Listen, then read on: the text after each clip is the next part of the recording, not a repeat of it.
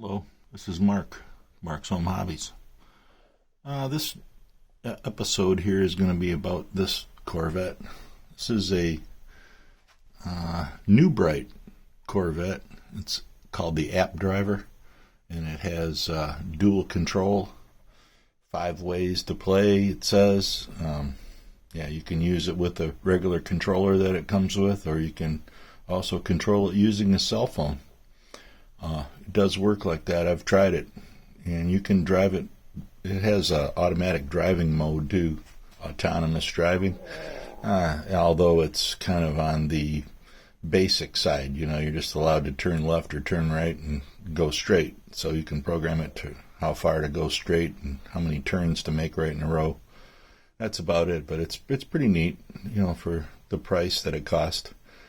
What I want to do to this car, though, is you can see it's pretty complete. It has the interior in there and everything. So it's pretty complete. I think it's 1/14 scale. And what I intend to do with this car is take a bunch of hobby-grade RC parts and take out the toy-grade RC parts and replace some of the parts here and hopefully make this into some kind of an RC car. So let's get busy with that and see how it goes. Okay, we've removed the body shell. I'll show you that. And I took all the interior out and chopped out all the wires for the lights. And I made some modifications to the steering system. The steering system on this car is kind of strange, but it all fits in one piece, and it comes out with it has those little plastic tabs right there. You can see them. And you have to put your screwdriver in there and kind of free those plastic tabs a little bit while you're lifting up on it. And then when you get that whole unit out, this would be the unit that fits in there, you can see. And it fits right in there. Well, this is 2 pieces also. So in order to get this apart, there's also plastic tabs right there on both sides. You can see them right there. You have to split it right there on the top. And there's also catch tabs too. But you got to be careful with those because, see, they're right. Let's see if my camera will get them. See, there's a catch tab right there. And then on this, you can see there's a loop. And that loop right there fits over those catch tabs, so you don't want to break that off. And then this part just clamps onto this with those plastic tabs once you've made the modifications. What I did here was this motor was attached to it, and this was being used as a servo to drive a gear. Drive this big gear right here. And then that in turn would spin the teeth on that right there and would attach to the tie rod somehow on here using this black pin that's underneath. That's now, you can see it, it's now being used as it's part of the tie rod. The tie rod just snaps on, it just has little snappers there. And everything else is self-contained. So all I did was chop off the place where the motor used to mount on there. And I just made it so that I could hot glue a little servo in there. And I'm just going to add some wires to that one, and I just used a standard control horn. Drilled the little hole very carefully in that little plastic post that was on there, and then cut out a little bit so that it would get the maximum amount of turning radius. And that's it. And then when you put it back together again, hang on a second and I'll show you that. Okay, that's what it looks like all assembled back together again. So you can see it's one unit now, and it should work out okay. The servo seems to steer fairly good, and it's fairly tight, and it has a decent range. No binding or anything like that. And then when you take this unit has to snap back into the car. So on the chassis here, you can see where I've modified this. I just cut away at the plastic here. Now be careful, because there's that clip right there, and I didn't realize that when I was cutting it, and I almost took that out. So be careful of that clip there. Make sure you cut it in a straight line across the top. You may have to remove a little bit more material. You know, I'm just giving you a rough idea here, but this is how I'm doing it. How you end up doing it may be different. Yeah, then that kind of goes in there. You can tell the way it goes in. Let's see if I can get you some light here. And that just passes through there like that. And then when you get it in the right spot, you just click it right in there. Pretty easy. And then that's in there. And then your steering's in. Your servo clears. And it's really no taller than the motor that was on there. So I don't think there'll be a problem with the fitment on the car, because even if you take into account the motor, the gear, I'll show you that next to it. See, that was the motor that was mounted on there. So the motor is about the same height, really, as the servo. So I haven't tried it all yet and put it back together, but I'm not anticipating any problems. These wheels, they come off. They have one screw in the front. Yeah, they have rubber tires on there. So I'll have to, I'll see how it runs with these on there. I might have to change to a little slicker compound to get a little drift action out of it. This is the receiver that I'm going to put in it right here. This is the Fly Sky gyro receiver. It accompanies this radio right here. Fly Sky FSGT5 5-channel radio. I use that for a few of the models. So I'll mount that in there. And then this is the battery that was originally in the car. This is a, I do believe it's a nickel metal hydride. I could be wrong, but it's a 3-cell, 9.6 volt. Yeah, you can see that. 320 milliamp.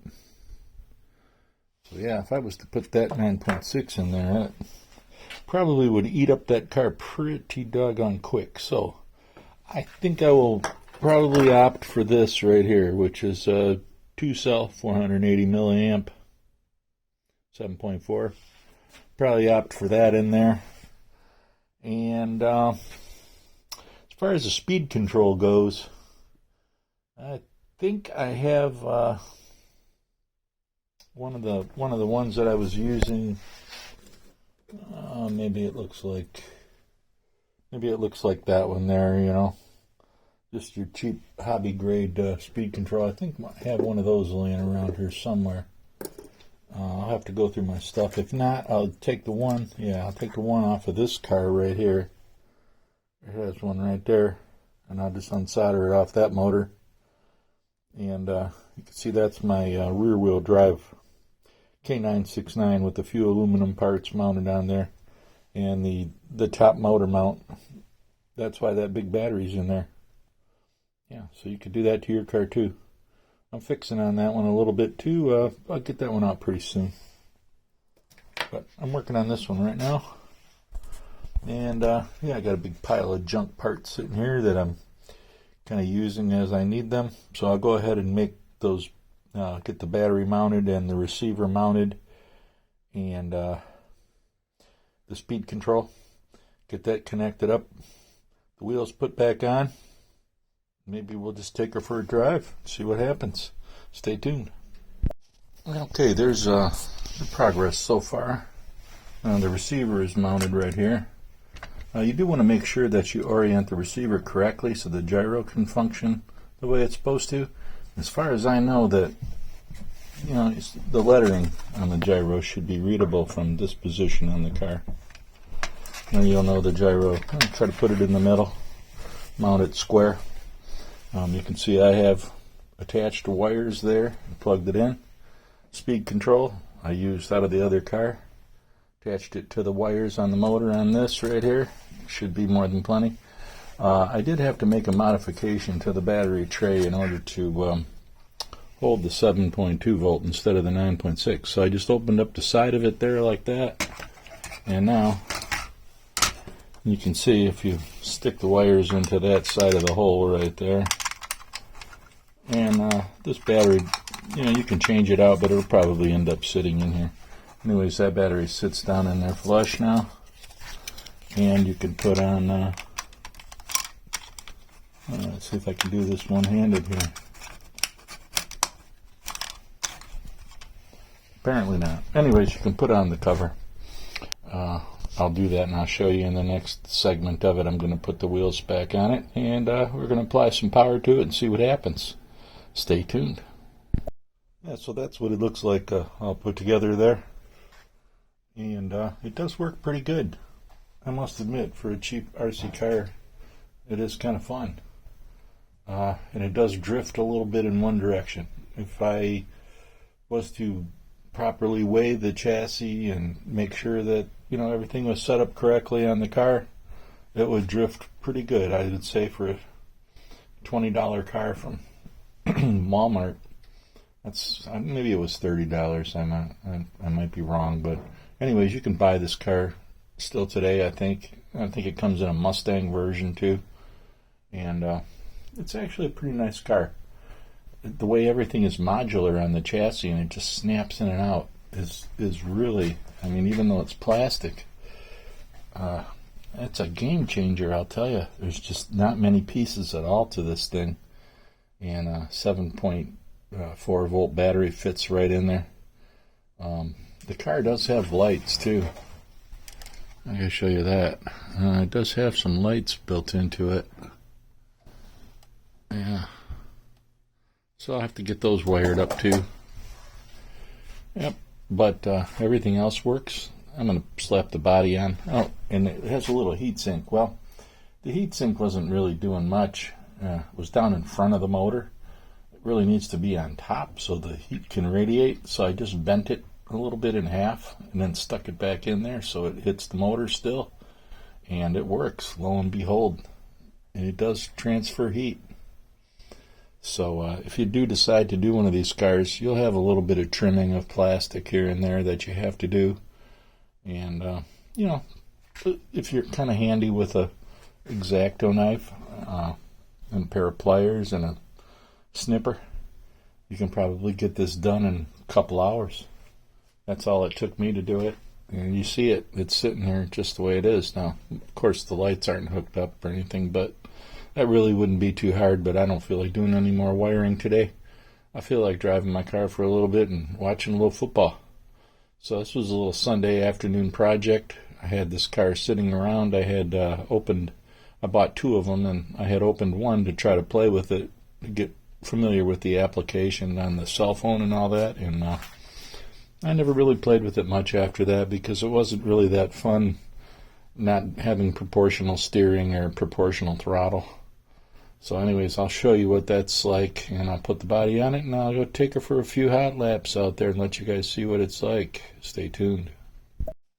Alright, there she is, completely fired up. There's your radio all ready to go. You can see the lights on in the car. You can see the gyros working there. You can hear it. Try it with the gyro on. Oh.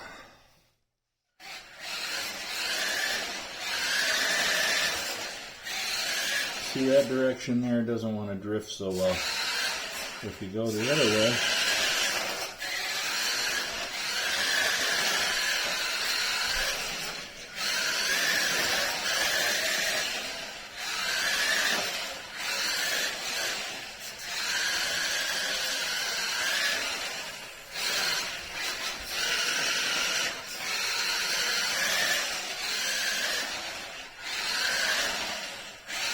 probably could use a little bit of weight in the front end of the car too, just to help it.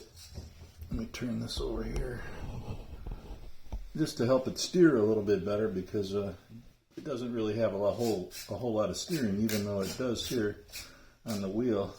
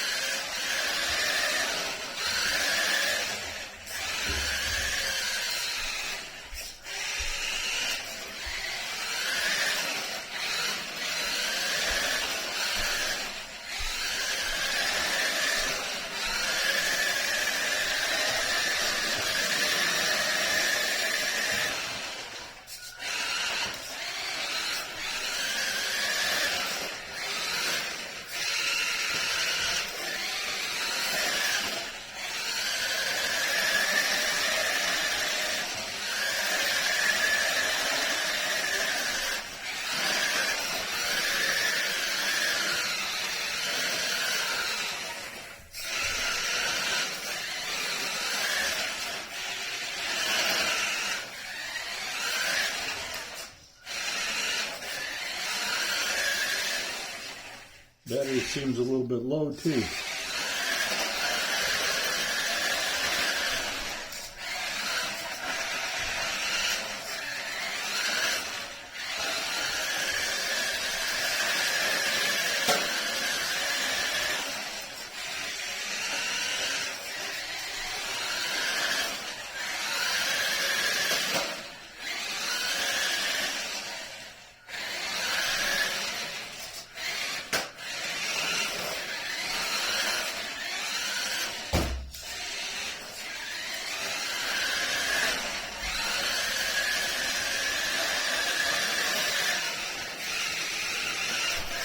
You can see it's an awful lot of understeer on it because the car is very light, and the motor is really not all that special, you know. I mean, that's a 7.2 volt battery, but it's pretty low too. So, but you know, the gear ratio that they have it at doesn't really give it too much speed, and the car needs to be trimmed a lot too.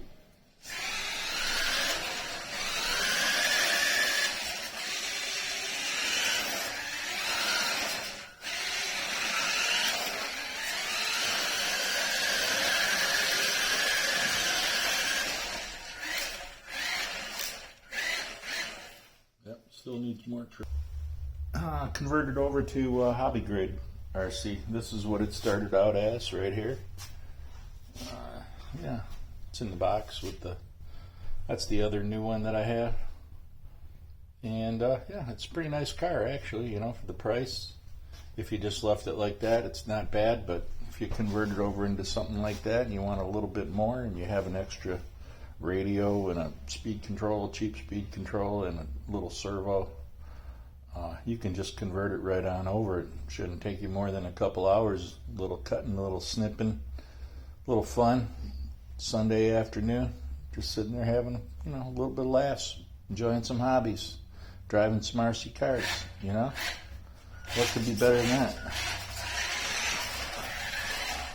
No, I mean, slot cars are good too, but you know, I don't have any slot cars right now. I got this track right here though. Anybody wants to come on over and race, I got plenty of little cars.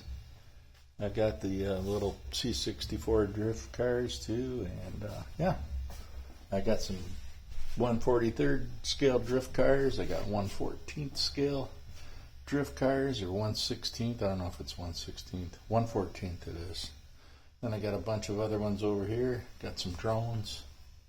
I don't know if I ever showed you my drones and stuff over here, but I think I did at one point in time. But yeah, I got a box full of them here. And there's a big one.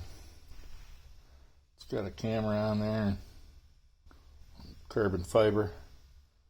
Takes a 3S. Yeah, that guy goes. It sails pretty fast. Very hard to control. I need a lot of wide open space. Let's see what else we got in here. Big basket of goodies. Let's take a look at this one here. Ah, yeah, that's 3D printed camera drone with a little flight controller on there, speed control. Yeah, it's for a 1S, I think. Yeah, pretty neat. Fly that around the house, maybe. I don't know. Try to. Here's another one too. This is a little bit better one. This is like 100 millimeter or something, or 90 millimeter carbon fiber with the Pro speed control and flight controller with on-screen display and yada yada. Yep, no props on that guy, but yeah, this thing gets up and does it too. And I have a couple other ones too, but I don't have those ones around here. I also got some other radios. Got a nice airplane there, WL Toys airplane. Yeah, flies real cool. It's a 3-channel. So yeah, that's pretty sweet. And there's some controllers over there and some other radios and stuff, and a couple other of those drift cars, those little tiny ones. Yeah, so yeah, I got a little bit of a track thing going down here. Eventually I'll have the rest of the junk cleaned out from down here, And this whole, that area, all that stuff is mostly RC stuff, so it'll all go into the workshop over there eventually. And then I'll have this whole area right in here to use as a racetrack. And of course over here. And then there's a little bit of junk over here on that side. I'm going to get rid of that too. So yeah, this whole area will be racetrack again. And you can see I put some floor polish on there before, but it's just about worn off now. I think I'll do that again. That helps these cars to drift a little bit better. So when you run them, they're a little bit more realistic, you know. Otherwise, if you got rubber tires on them, you know, they stick to the ground and they drive the way they drive. If you let the tires lose a little traction, you have a little bit more fun. It's more realistic. Yeah, you know the name of that tune. I'm also thinking about purchasing a sound unit. What do you guys think about that? I'm thinking about it. I don't know that I will or not, but it sure would be nice to have sound for these cars. So let's see if we can maybe rig that up somehow. I don't know. Put that on our Christmas list, I guess, along with all the rest of the cool stuff. So anyway, if you stuck around this long, thanks a lot. All the new subscribers, thank you so very much. Whatever brought you to my channel, I hope you stick around. I could use a few more just like you. Tell your friends, tell your enemies. Shout it from the mountaintops. Mark's Home Hobbies. Place to be, man, for RC. Okay? You had enough yet? Alright, on that cheery note, this is Mark, of course, with Mark's Home Hobbies, saying we'll see you in the next one.